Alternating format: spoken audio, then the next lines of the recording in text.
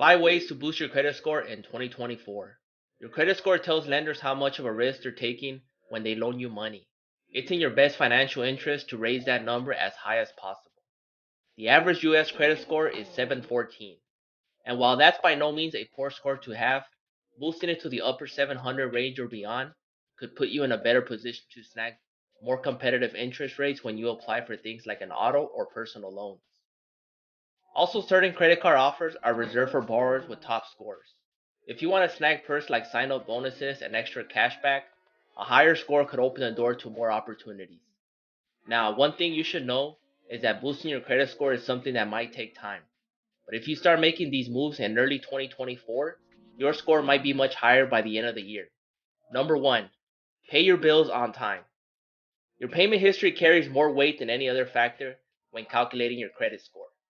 So that end, aim to pay every bill on time. To increase the chances of that happening, set as many bills as you can on autopay so human error doesn't cause you to be late and get a black mark on your credit report. Also, do your best to keep some cash in an emergency fund. That way, you'll be less likely to pay a bill late due to a lack of money.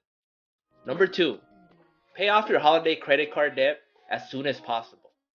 If you're coming away from the holiday season with a pile of credit card debt, you're no doubt in good company. But the sooner you pay off that debt, the sooner you might see a nice jump in your credit score.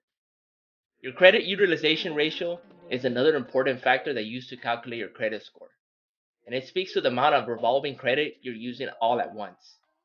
Lowering your credit card balances will lower your utilization, potentially leading to a higher score.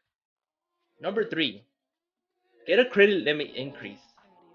Paying down some of your credit card debt could shrink your credit utilization ratio, but actually raising your credit limit could also have the same effect. It's better to work on paying down your balances to limit the amount of interest you're racking up.